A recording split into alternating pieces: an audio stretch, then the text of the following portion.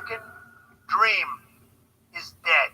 But if I get elected president, I will bring it back bigger and better and stronger than ever before, and we will make America great again.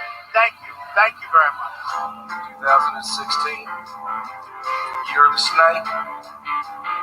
Time for a change in the White House, y'all. Liberty. Bring it.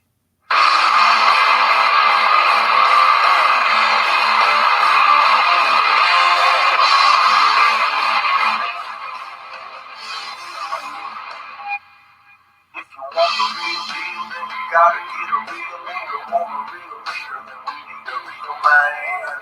Build a wall, deal with all them terrorists. America needs a man that can.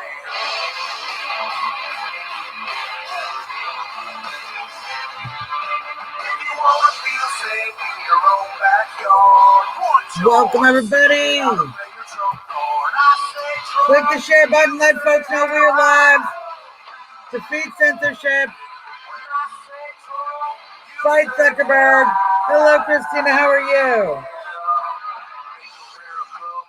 Oh, we're going to talk about stuff again, you guys. We got stuff to talk about. There's my monkey. Welcome, welcome, welcome.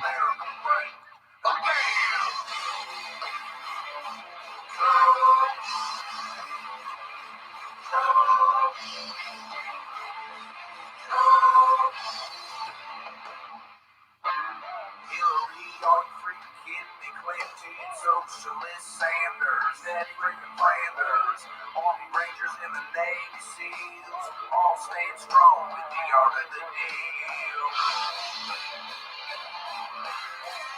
Yes, ma'am. We're going to talk about some election information.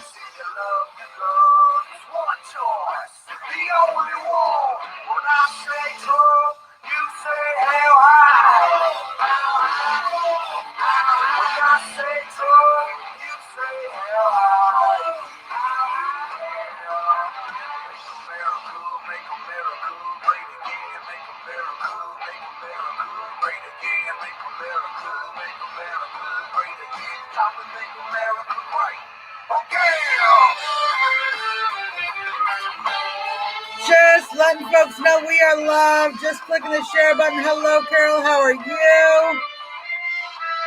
Nick, welcome, welcome, welcome. Are you a real patriot of the USA? Nice. Do you like having the right to bear arms? Protect your family? What about the ability to work a job? I like this idea, Nick. We're gonna talk about that. You know who we need? This name starts with a G. That's excellent, Nick. We'll talk about that. Because, you know, the left is freaking out over the mess they created all by themselves. What? Again? Yeah. Make America great again.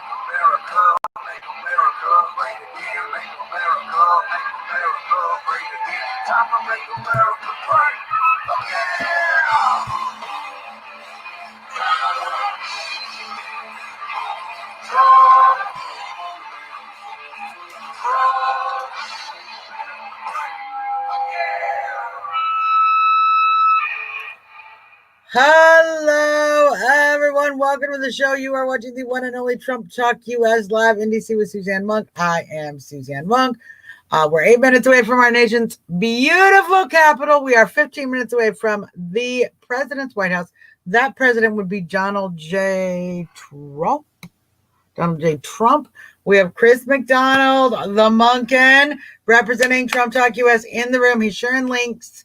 So President Nutcracker links, if you need to go get some President Nutcracker, links to Reopen America, links to stuff that you might want to look at. Go look at it when we're done with the show. Take a look. Click save the link. Save the link right now. That's what you're going to do. When you see a link you want, go copy, save it, boom.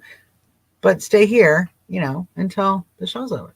No way you can do both. Hey, Tim, how's it going? Hello, Karen, how's it going? So let's talk a little bit about what's going on with the election. We're certainly going to be talking about this mail-in ballot issue because President Trump has played the Democrats so he's really played them very, very brilliantly.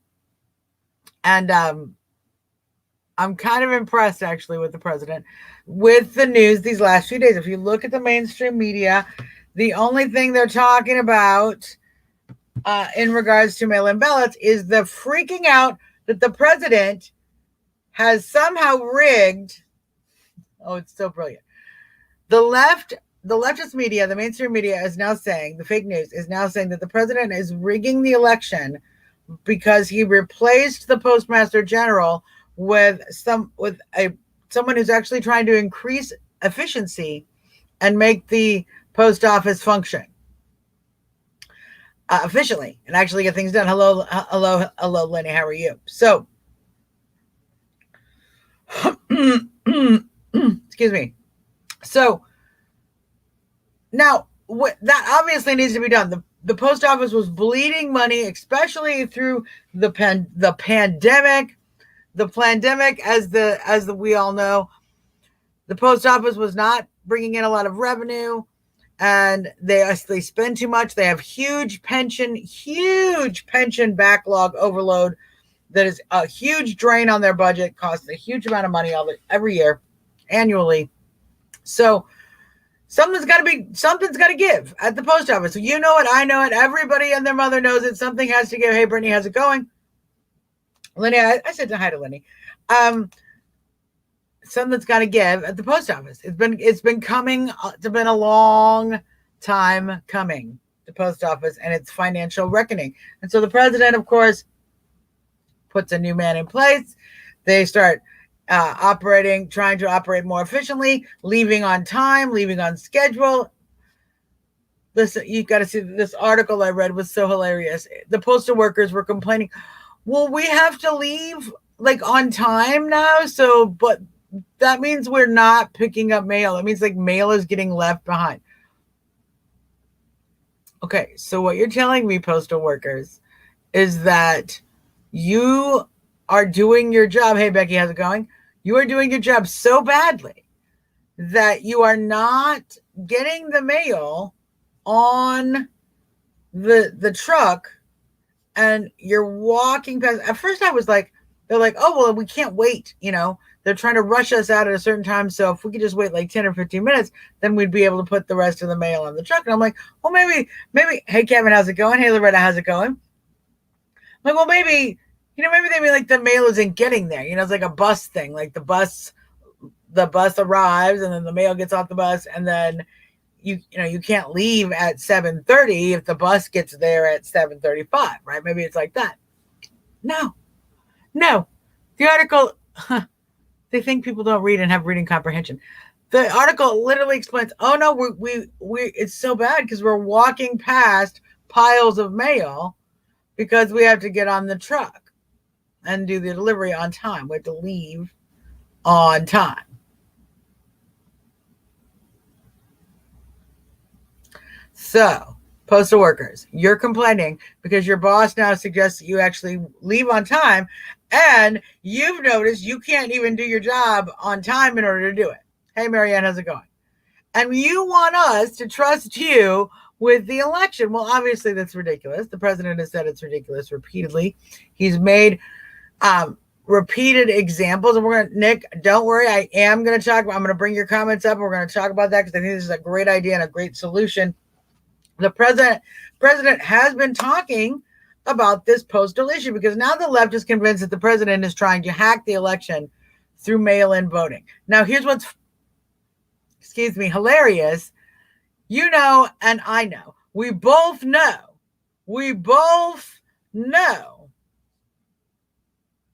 This is so bad. I'm going to put this up, Chris. It's just ridiculous. Chris says, I'm getting official documents with burn holes in them from the sorting machines. Yeah. And you've seen the ballots that have the obvious indication, Republican or Democrat. Some states have it much more obvious than others, but even in the barcode. So the whole thing is shenanigans. Not to mention the absentee ballot process is a process by which you actually have to submit a request and have your signature verified, etc. So, but here's the president. Okay, so the Democrats are the ones who have pushed for this mail-in voting. They pushed for it. They begged for it. We have to have mail-in voting. We must have mail-in voting. We're going to hold up. We're going to hold up unemployment insurance. We're going to hold up business funds for business relief funds. We're going to hold up all of this. We're going to hold up funding for the entire post office. We're going to hold it all up unless we get mail-in, universal mail-in voting. This is the Democrats in Congress. This is the Democrats in Congress right now. Democrats, Congress. This is why we need to win back the House, you guys. This is why I know everyone wants to talk about the election and President Trump. We all want, Trump, Trump, Trump. I'm for it. Yay. I love the president. We couldn't do any of this without him. But that being said, the fight is we have to get out and vote. We have to get people out and vote all red ticket. Republicans in the House, Republicans in the Senate, Republicans. So important. Yes, and Brittany, the whole time they were protesting and avoiding voting in person, 100%. They protested in person to avoid voting in person. This is correct. This is how stupid these people are. These crazy Democrats. They were the ones who wanted mail-in voting. Now, the president is rigging the election to win through mail-in voting. You know, whenever the Democrats say something that the other side is doing that is almost invariably because they themselves are doing that thing. Have you guys noticed that phenomenon? Like whatever bad thing the Democrats are like, you're a racist. That's usually because they actually are the party of racism, of Margaret Sanger, of Jim Crow, etc., etc. The party that fought against civil rights legislation again and again, continue to do so. They go, the Democrats be, oh, you're a sexist. They're the ones actually engaged in sexism. Oh, you judge people based on their race and sex. They're the ones picking a vice president based on her gender and her ethnicity. I mean, everything the Democrats accuse you of, they are doing. So when the Democrats say, we are worried that the president is going to try to rig this election through the post office, they are trying to rig the election through the post office. They are trying to make sure that they can manipulate what votes get in or out, Republican or Democrat, all across the country. Now, Nick, I haven't forgot about you, and I'm glad you waited. Thank you for being patient, Nick. Thank you for being patient. We need to come up with some solutions. Now, what Nick's talking about, we're going to scroll back and look at Nick's comments so that you can take a look at this as well. This is one great solution, and I think that I'm glad people are putting this kind of thought into it. So, Nick says, LoJack for ballot boxes and or prisoner feathers strapped to ballot boxes. Bypass U.S. Postal while providing these secure ballot boxes guarded to provide drive up, drop off ballots. So each precinct, as he says in later comments, I'm going to see if we can scroll down. Yes, the ballots must be counted at the precinct, out in the open, without in the light of day. Exactly. Precincts can have both drive up, drop off, or walk in. That's correct. That would be great. This makes a lot of sense. So what Nick is talking about, and it is LoJack for, let's see. I'm going to do this. Hashtag LoJack for ballot boxes. This is a great option because as I have suggested, we need to start looking into whether or not we're able to drop off our ballots directly at the polling place or directly at the Board of Elections. These are questions you need to call and find out, because if we can just bypass the post office, we need to do that. That would be very important. If we can bypass and we can have this system by which people can drop off safely, something like the LoJack for ballot boxes that Nick is talking about, which would be a guarded box, ballot secure box that you could drop your ballot in its secure mail-in envelope, bypassing the postal system directly at the polling place, at the precinct, so that it could be where it's getting counted anyway. So it's going to be, right there included with the other votes, any votes that are being put in through early voting, etc. And, there can be a poll watcher there watching. There can be certain hours that you can drop it off, obviously, with a poll watcher there. So it's all in the up and up, prevents a lot of problems with the post office delivery. And this is certainly one great option. So, Nick, thank you for mentioning that. LoJack for ballot boxes. Take a look at it. Well, Marianne, this is the thing. I want people to look into this. I want people to look into this a little bit. All right. Because those folks who are saying that this about mail-in, if the mail-in gets done, they will not be able to count the votes in time, so Pelosi will be president until the votes are counted. No, not until after the inaugural date, not until after the specific date in which the change of power would occur. We have a process in place. The Constitution is very clear. We have a process in place for if the votes are counted, if the votes can't be decided. And as you know, the Supreme Court has stepped in. In the past, do I trust the Supreme Court to step in again? No, I didn't trust it the first time I stepped in. It went horribly. We got George W. Bush. That being said, there's a lot of things that need to happen and a lot of time between the beginning of November and the need for the president to have transitioned power, which would be a time when possibly Nancy Pelosi, but you have no idea the fury of legal wrath that would come and will come anywhere near that kind of a slow vote. So, people don't need to worry. Oh, it's annoying. All right. Well, maybe we'll Google it. Nick, if you can find a link to more information on the LoJack for ballot boxes, if you can find a link, share that with us in the comments. That way, Chris can share that because he tried the hashtag and it didn't come up as anything useful. And it's not the first hashtag that might not come up useful that should, but Facebook doesn't allow that particular hashtag. So it's pretty ridiculous. So this is an option. We're also going to have to obviously we're going to have to make an effort to make sure that in-person voting is happening in every possible county across the country, yours as well. Keep fighting for it. We're going to talk more about that. I want to talk a little bit about some of the election updates. Now, of course, we've got Marjorie Greene, who just won her primary. The president tweeted out about it and has called Marjorie and congratulated her on her victory.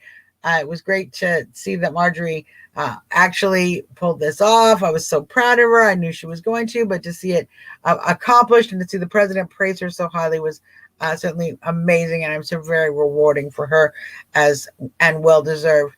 So the left is afraid. Oh, okay. He just made the hashtag up, Chris. That's why.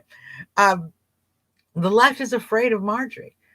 They've already become completely obsessed with trying to call her the QAnon candidate. Now, here's what's great. Marjorie, as you know, just like the rest of many of us patriots, she has concerns about the deep state. She has concerns about what the government has been doing to us, what went on with Benghazi, what went on in Hillary Clinton's emails, who killed Seth Rich, and why haven't we solved his murder? Why have we looked at it as a burglary and looked away? Why are those things happening? What's going on with Jeffrey Epstein? What's going on with Ghislaine Maxwell? Why do these individuals have such high power friends? These are all reasonable questions. These aren't ridiculous conspiratorial questions. They're sane, rational, normal questions any random person would have. Any person who's paying even a tiny bit of attention to actual news, to actual information, would have these questions. What's going on with Hillary's emails that were lost, that we have grave concerns about? With the Benghazi situation, and it was a video and all this other, ridiculousness. We know for a fact FBI agents have admitted to lying, admitted to the FBI that they lied about the surveillance documentation for Carter Page. They spied on the Trump campaign. They know, they've admitted to it, that we've seen the evidence. We know what's happened. We know Anthony Weiner was taken in for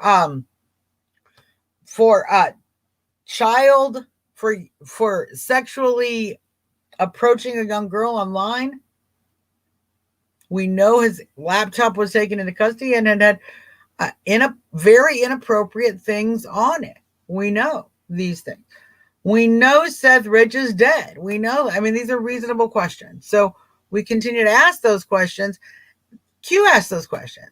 You know, I don't agree with everything that QAnon says. I don't agree with every little Q drop, that little code that Q, you know, some of it I think is deliberate misinformation. And frankly, if we read Q and their statements, they say they're going to give deliberate misinformation on purpose to throw off people from the scent. So, you know, it's something you got to kind of you pay attention to, and you see what happens. And, you know, but these issues, the issues they've attached to Q and to QAnon are issues that are sincere and genuine. It is a genuine, accurate concern that Hollywood has a pedophile problem. Hollywood has a sick, violent, pedophile problem. Hollywood is raping and killing children. We look, we have the cases happening right now. Epstein did not kill himself. Ghislaine did not arrest herself. All right.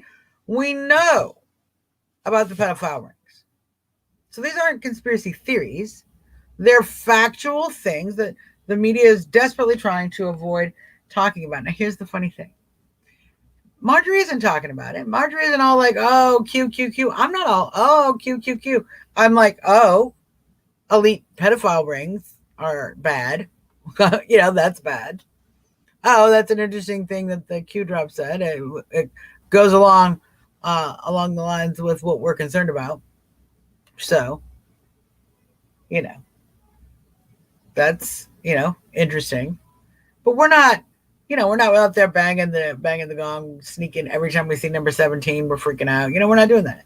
None of us are doing that. We're interested in the information about outing the deep state, outing the corruption in our government, outing who engaged in the Russiagate scandal, who engaged in spying on this campaign, who is manipulating our elections through various organizations, claiming it's the Russians, when in fact we see it's not the Russians. This DNC hack wasn't the Russians, and they know it wasn't the Russians.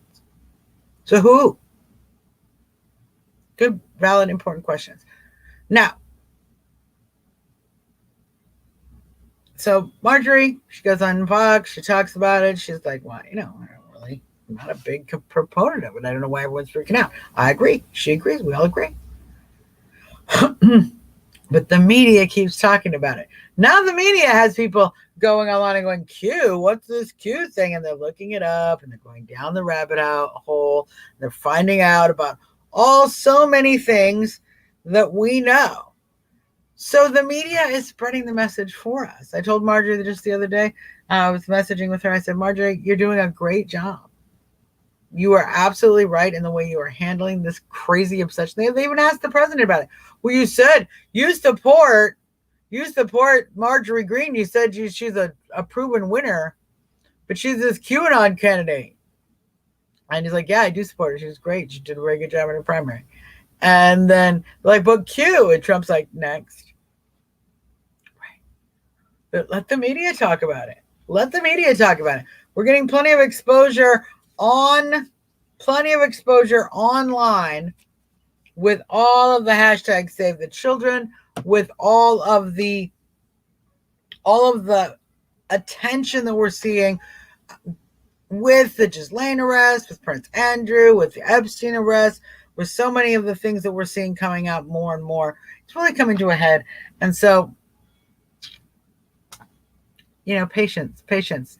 But it is funny to see that she's having this impact. Laura Loomer also getting a lot of heat down in Florida, but raising money very well, outraising her Democrat opponent significantly down there. So certainly doing very, very well. We're very excited about that.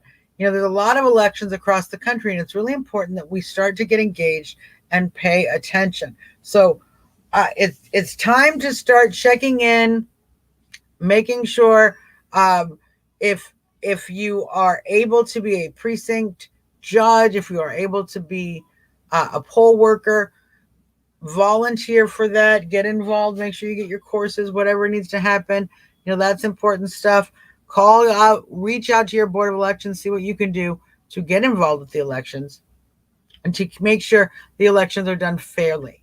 The elections are done fairly and appropriately. So also, on top of that, we need to make sure that we're getting the votes to the polls. And so we need to make sure you're registering your friends. Make sure you're encouraging your friends. You guys, I don't know how to register voters. You know what the internet does? Your phone does. You can go to register. I'm just gonna Google. We're gonna just do it together. Voter registration. You can put your state. See, it comes up how to register to vote. It comes up for District of Columbia right now. So I wanted to learn how to register to vote in Arizona. Oh, online voter registration has the link right there. You can register. Click the online registration. Mail in. Go to your DMV, etc. Everybody, we all know how to do this. So help folks make sure they're registered to vote. Make voting dates with people. It's one thing to say, hey, are you registered to vote? People will say they will. And they'll lie. So you have to do more. Something that holds people accountable. And I think one of the best ways to do that is to just agree to say, hey, you want to go to the polls with me on election day? You want to show up together? What time are you going to go vote? Great. Let's go together. I'll pick you up. We'll get a donut. Bring your friends. Make a thing of it. Make a little thing of it. Help people get to vote. Help people get out to vote. Make a little plan. Make a breakfast day. Take the day off if you need to. But certainly, if you can take the day off and you can get a lot of friends, drive a few rounds of people to the polls. We need to make sure we're getting people to the polls. I understand we've done several episodes talking about what's important about mail-in voting, the problems we're going to have as we see there are many. There's a lot of ways to manipulate the voter, but that's go through the post office. As we talked about here a little bit earlier, Nick and other various, Nick and I'm sure other patriots as well have been talking about ways to drop the ballot off directly, bypassing the post office, these boxes. Certainly this idea of having a secure ballot box available for this drop-off could be great. Someone did voter registration dinner parties. That's fantastic. I'm loving that. Anyway, we can make sure we're getting people to the polls. We're getting people registered to vote. We're getting people prepared to go and vote. That's going to be so important. Now, let's talk a little bit. I wanted to talk to you guys a little bit about masks.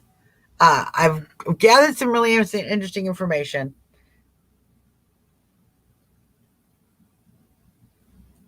It's becoming a political issue, as we know, because Kamala Harris and Joe Biden, both of them have issued a statement basically stating that they intend to issue a nationwide mask mandate and also require a vaccine, which scares the heck out of everyone. And we should just be very aware that this is, in fact, what we're voting for or against. What we're voting for or against is someone who's going to tell you have to wear a mask, even though I'm going to show you guys some evidence. It's going to hurt your brain. Tell people you have to wear a mask, even though they don't work, and they actually probably make me more sick. someone who's going to force you to have a vaccine, or someone who's going to let you make your own medical choice. Do you want freedom, or do you want to be a cattle?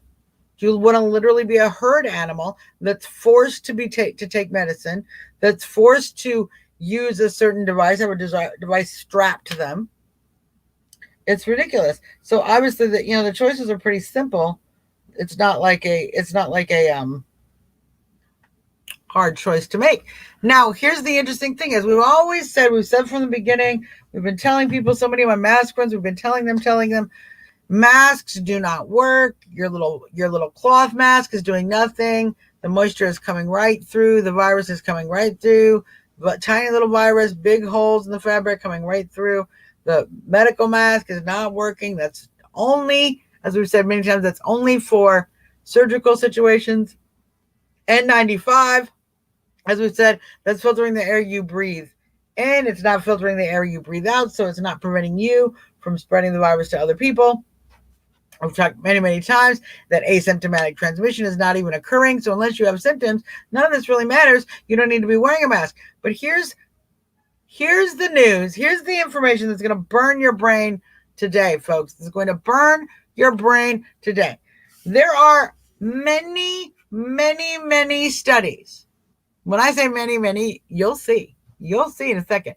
Many, many, many studies that actually indicate that even in the surgical room, in the surgical situation, in surgery with open wounds, in surgery, as we all like, all these masks, they're surgical masks. It's called a surgical mask, little blue mask.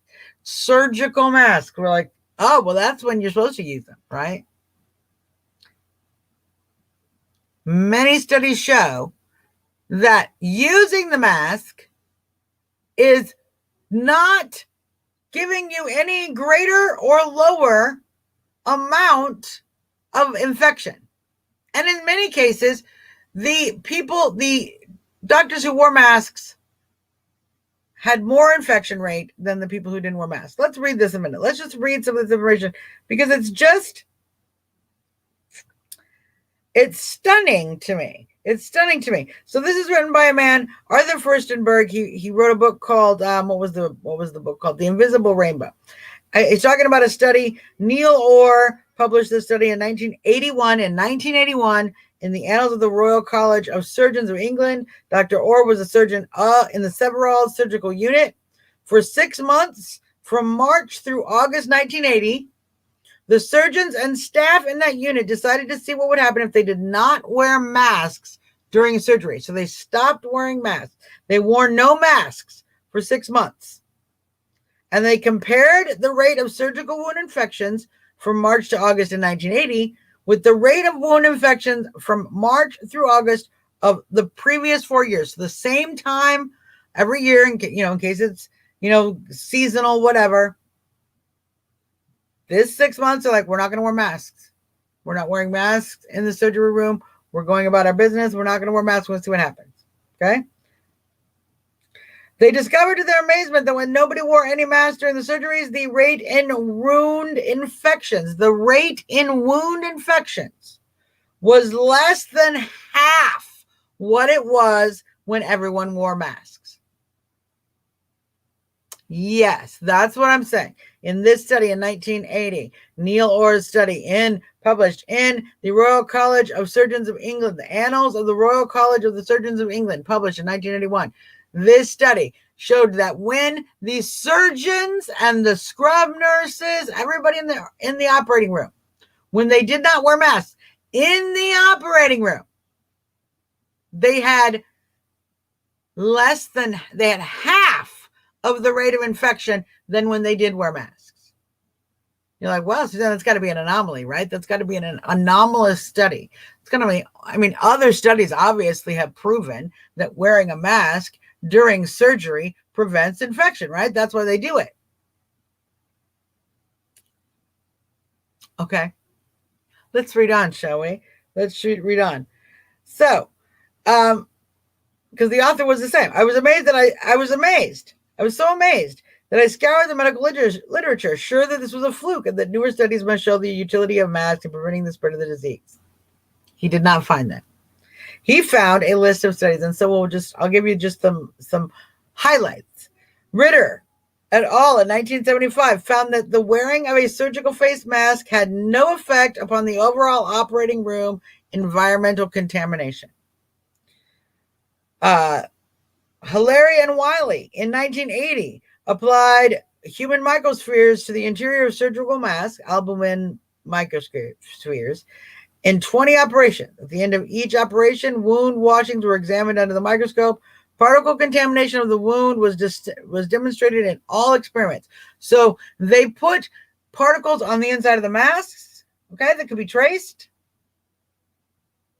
They used the mask. They tested the wounds. The stuff that was on the inside of the mask was in the wound every single time. Every single time what was inside of the mask got in the wound. Science. It's science. Laszlo and Sabin in 1989 found that caps and masks were not necessary during cardiac catheterization. No infections were found in any patient, regardless of whether a cap or mask was used, they wrote. Other findings in 2002 mimicked that. A study in 1991, a general surgical team wore no masks in half of their surgeries for 2 years. After 1,537 operations performed with masks, the wound infection rate was 4.7%, while in the 1,551 operations performed without masks, the wound infection rate was only 3.5%. Yeah, Kevin, this is 100%. What you were saying is 100% correct. Everything we have been told needs to be reevaluated. Yes, because science is bad. This is what's so crazy. This is what makes everyone so insane. They keep telling us we're not the party of science. I'm literally reading you a list of, that's what I find so absurd. I'm literally reading you a boring ass list of scientific literature. Because I'm so opposed to science. I'm literally reading you a list of scientific literature supporting the premise that I believe is important for you to know, because this is, it's not just we're having some random debate. Do masks work? Do not masks work? Let's debate about it. No, the country is shut down, you guys. We got people walking around suffocating themselves. We got children can't go to school. We got to sit 6 feet apart. We got all this craziness. We can't go to restaurants. We can't shop like normal human beings. Why? Because of this myth that we're wearing masks because it's preventing infection. It's not doing it in the operating room. I continue. A review by Skinner and Sutton in 2001 concluded that the evidence for discontinuing the use of surgical face masks would appear to be stronger than the evidence available to support their continued use. 2001. Another study in 2001 wrote that surgical face masks worn by patients during regional anesthesia did not reduce the concentration of airborne bacteria over the operational field in the study. They said, thus they are dispensable. You don't have to use them. That we can dispense with the process. Another study in 2001 reported that in 5 years of doing peritoneal dialysis without masks, rates of peritonitis in their unit were no different than their rates of hospitals where masks were worn. So they're doing these procedures with dialysis. No greater rate of infection or lesser rate of infection, maybe lesser, I don't know, they didn't mention it, than other same procedure masks. Didn't do anything. Another study in 2009 that there was no significant difference in the incidence of postoperative wound infection was observed between mask groups and groups operated with no masks. Surgeons at the Karolinska Institute in Sweden, recognizing the lack of evidence supporting the use of masks, ceased requiring them in 2010 for anesthesiologists and other non-scrub personnel in the operating room. This hospital in Sweden, they're not even using them. They're not using masks anymore for anybody except the surgeon himself. Probably don't need to do that. They said, quote, our decision is to no longer require routine surgical masks for personnel not scrubbed for surgery is a departure from common practice. But the evidence to support this practice does not exist. How's it going, Karen? Doesn't exist. There is no evidence that exists that even doctors should be wearing masks in surgery. Do you understand what I'm telling you? There is no evidence that the little blue surgical mask is even necessary for surgery.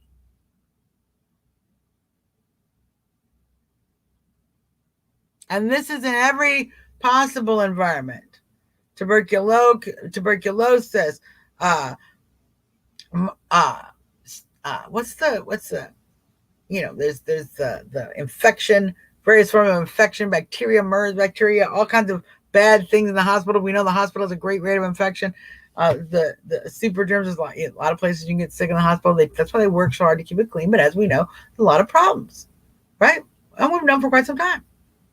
So, I'm not done. I'm not done. The list goes on. I'm sure there's more even beyond this. This list I even have still goes on.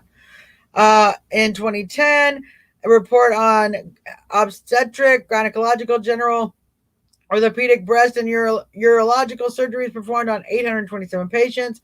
All non-scrub staff wore masks in half the surgeries, and none of the non-scrub staff wore masks in the other half of the surgeries. Surgical site infections occurred in 11.5% of the mask group and only in 9% of the no mask group. So this is not the first time we've seen in these studies that actually the rate of infection was better, was less. Less people got infected when they didn't wear a mask than when they did wear a mask. We're going to talk about why that might be in a minute. 2014 review based on 4 studies and 6,006 patients wrote that none of the 4 studies found a difference in the number of post-operative infections, whether you used a surgical mask or not. Mirza, thank you. Loretta, thank you. Oh, it gets me so many different words. 2014 investigated the necessity of scrubs, masks, and head coverings in the operating room and concluded that there is no evidence that these measures reduce the prevalence of surgical site infection. And Dr. Dazou in 2015, this is all posted on my page. You can go take a look at it. Concluded that there was a lack of substantial evidence to support claims that face masks protect either patient or surgeon from infectious contamination. So the study is clear. There is ample evidence, you guys, ample evidence to suggest that the face mask, even the ones we're wearing in surgery to protect open wound heart patients, they cut you open, they pull your rib cage open, okay? Your heart's in there. They're like, look, even then, mask, no mask, it doesn't matter. Lord, the book, I am reading from an article, I am reading from a piece written by a man called, thank you for asking, written by a man called Arthur Furstenberg. Arthur Furstenberg. He wrote an article called something called The Invisible Rainbow, but these are his recent comments on social media. These are a recent statement he had put out. So it is on my Facebook page, Chesty LaRue. So it is on my Facebook page, and I will, share it again also on Trump Talk US so that it's on the Trump Talk US page as well. Arthur Furstenberg, and he is the author of The Invisible Rainbow, but I believe these statements are from social media. So you might be able to even just look up Arthur, or Arthur, first like the word, first, Nen, Berg, Berg. First, number 1, Furstenberg. So, and take a look at his social media, because these are, these are the statements he's making. He's studied this. This is something he's taken obviously a great amount of time in. He's a medical professional himself, and so the evidence is clear. The evidence is there. Even in surgery, we don't need to be to hold on, Rick. I'll answer that in a second. I'll answer that in a second. It's a weird question, though.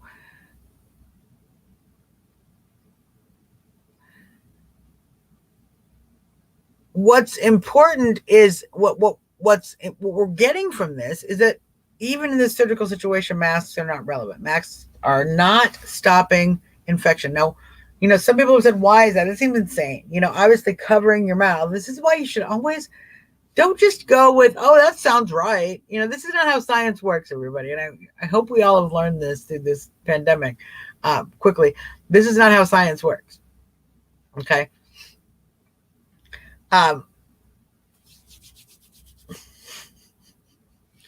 Science actually works by facts. Sometimes what we think might be the result is not necessarily the result. That's why we study. That's why we look at information. We look at evidence. We watch it happen, and then we count it and calculate, and then we put it all together. And we go, oh, well, this is what's happening. Well, this is the exact same thing we see here.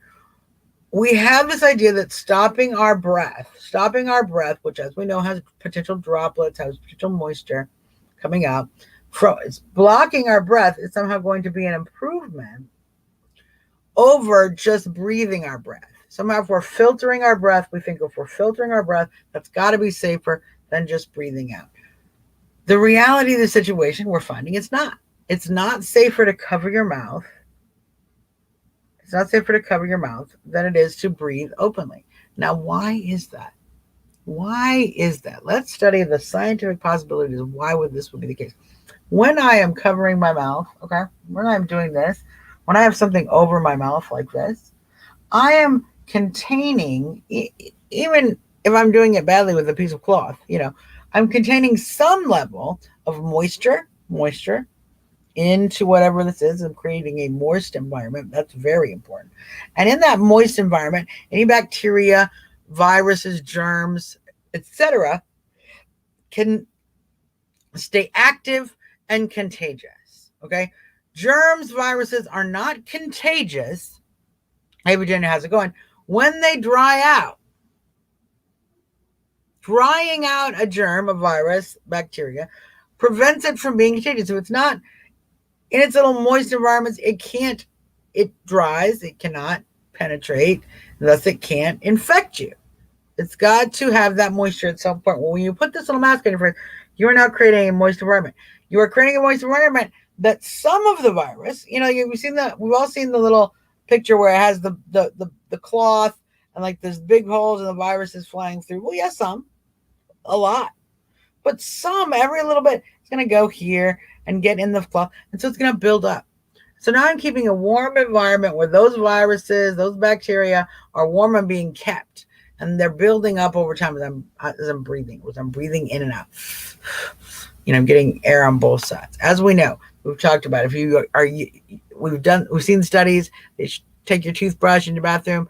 You test the toothbrush. It has fecal molecules on it, poop molecules, as we know. Why? You're not pooping on the toothbrush. You're pooping in the toilet. It seems ridiculous. It's in the air. It's everywhere. So everything you're breathing in and out of that mask is staying. Parts of it are staying, building up, collecting in the mask, giving you exposure on a regular basis, more and more exposure. You're actually putting yourself more at risk of breathing in virus particles through your mask in, whether if you have it, if you come across it, because now they're going to be staying in the skin. Some of them will be staying in the mask, and you're going to be breathing in and out through that, dislodging and such, all kinds of particles and dust through that little cloth piece of crap you're wearing.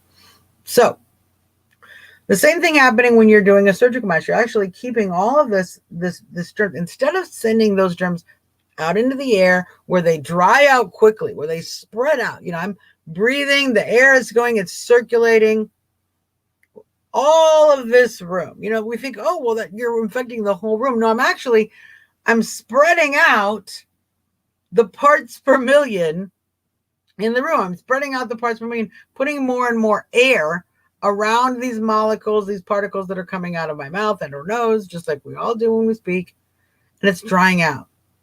That's why we're living and surviving so much, is that for the most part, breathing freely is drying out a lot of these germs, etc.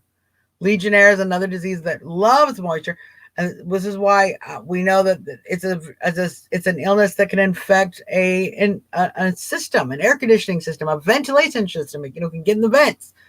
It can be spread in this way because it can actually, Legionnaires is a little bit more, it likes moisture, but it certainly, it has that capacity to last a little bit longer. These coronaviruses, they don't last very long. They were telling us like 10 days on surfaces, and then they were like, actually, it's like a couple minutes. Remember that? This is why, because it dries out so fast. The same thing, that aerosol, they're so desperate to talk to you about it. That's why you got to wear the mask, because the aerosol, these aerosols, Suzzanne. Oh, dear Lord Jesus. The aerosols are what are drying in the air. This is why in even a surgical situation, open air breathing is less likely to infect, because rather than keep all of the germs and everything and moisture, everything right here, me in front of the patient, right here, I'm keeping it all right here. It's building up. I made an analogy like if I took a can of spray paint, let's say if I took a can of spray paint and my hat here, and I sprayed my hat in it. I'm like, okay, I'm going to just spray it inside the hat. I want to just see what color spray paint is. I'm going to spray it inside the hat. If you're standing right next to me, even if I spray it in the hat, you're going to get that whiff of spray paint. You're like, oh my God, spray paint. Even if I spray it in the can, right? Because it's all contained right here. Now, if I spray it, I go, I want to see what color the spray paint is, and I spray it up in the room, out into the air, it's going to dissipate. The word is dissipate, folks. It's going to dissipate faster. It's going to dissipate faster than it would if you're containing it in this moisture-containing device. Dissipation of that moisture, of that aerosol.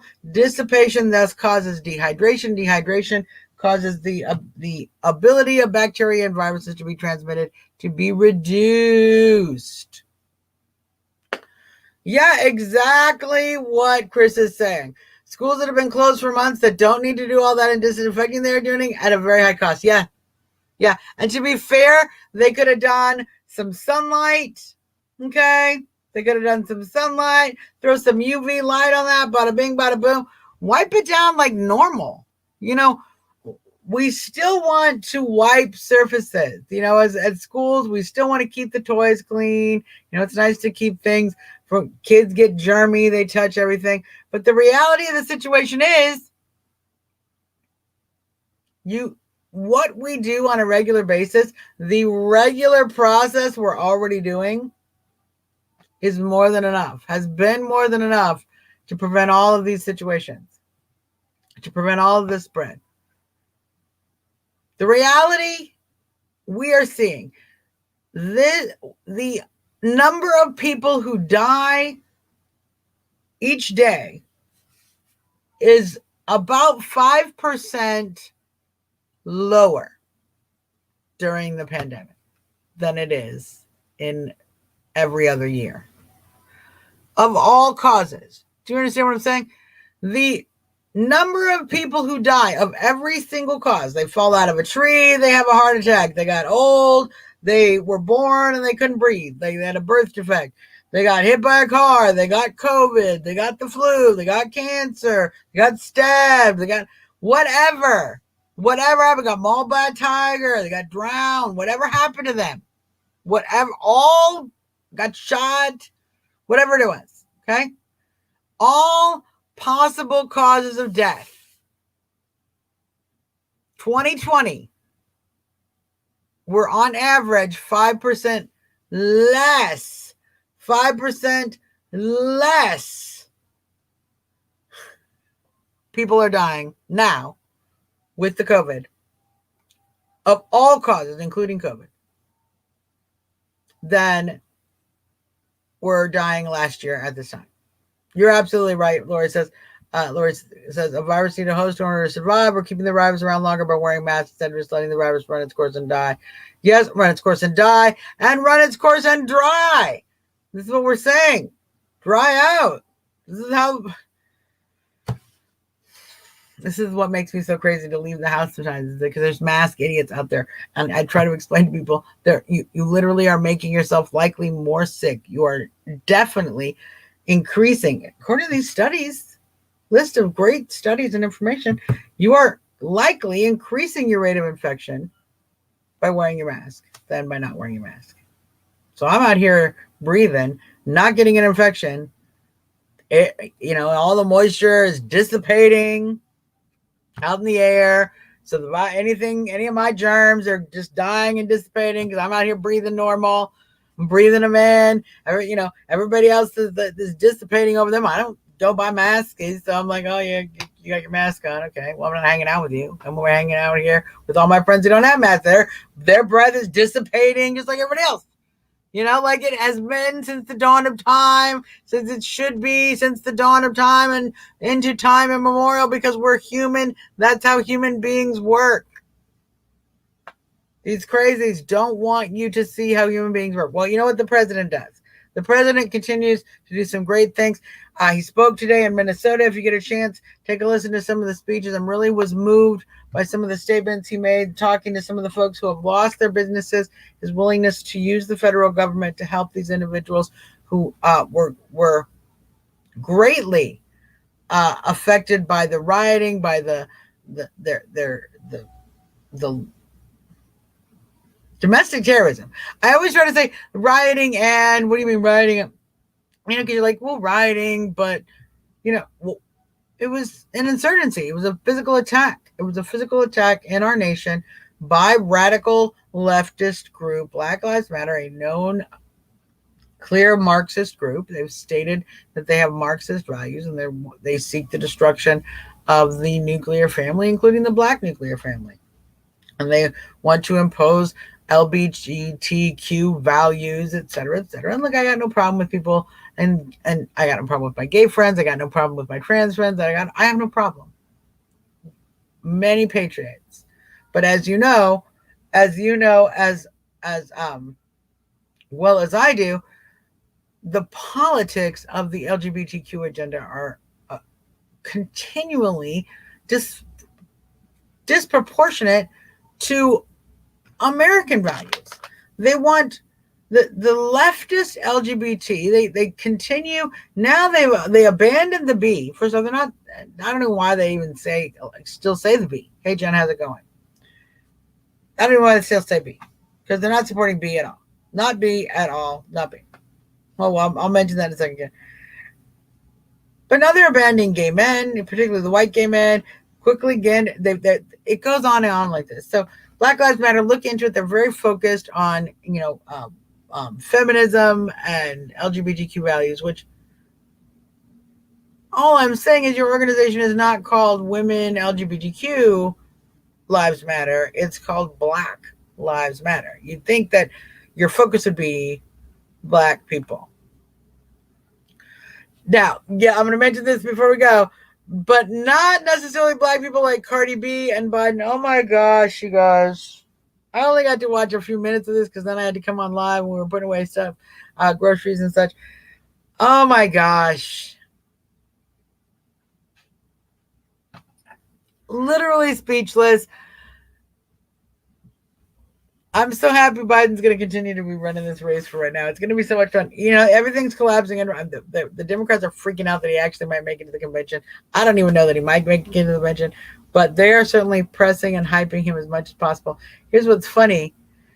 If Kamala Harris was such a draw for the African-American or Black American community, which, by the way, she's a lovely Indo-Jamaican American. I think she should celebrate her heritage. But if she was such a draw to the Black community, you'd think that she would be the one being interviewed by Cardi B. But if you notice, Kamala's pretty much getting interviewed by white people. Pretty sure there's a reason for that. The Black community is not a big fan of Kamala Harris, and I'm pretty sure they're working very hard to try to avoid any catastrophe. Now, why? Before I want to go, why? Because Joe Biden is not going to win this election, you guys. You know what? I know it.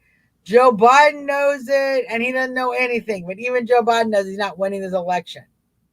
Even Joe Biden. Oh, that's awesome. Awesome, Colleen. That's awesome. So, even Joe Biden knows he's not going to win. But what they're trying to do is suppress Republican vote that could take back the House. And that's why we need to make sure that we're getting people registered, we're getting people at the polls, we're getting those votes counted, we're calling and checking our Board of Elections and finding out if we're going to be able to drop off our votes directly at the Board of Elections and secure means. We need to start asking these questions. I can't ask all the questions for you. And I'm a district girl, so we're here. So what I want everyone to do is call your Board of Elections tomorrow, get up in the morning, email them, call them, find out if you will be able to drop off mail-in ballots directly. Yes or no. Find out. And then figure out when you're going to vote and, make time to get other people to the polls and vote. We got to get those votes to the polls. We got to get those votes in, and we need them counted and secure. So the more you can vote in person and the more you can get involved as a poll worker, as a poll watcher, as a election judge, do it. Reach out to your Board of Elections tomorrow. All right, you guys, that is our show for tonight. We will be back on Wednesday here on Trump Talk US. Tomorrow, my show is on the Exceptional Conservative Show.com, the Exceptional Conservative Show. The link will be on my page. So, and we do that show tomorrow at 8 o'clock, Life, Liberty, and Talk. I broadcast there on Tuesdays and Thursdays. We'll be back again here on Wednesday, broadcasting somewhere 8 or 9. I'm not quite certain on which time frame because I'm trying to make sure we have enough time in the early evenings to come and deal with some of this craziness that's going to be going on in D.C. As we know, more and more protesters are going to be coming and making a scene. So I want to time this right. Make sure we get enough time to show you actually what's happening here in the streets of Washington, D.C., our nation's beautiful capital. All right. Until next time, you guys, thank you for tuning in. I appreciate each and every one of you. We'll see you back tomorrow and or Wednesday. Until then, keep on supporting our president. Keep on getting that vote out. And know I love you. This is Ann Monk, jumping out.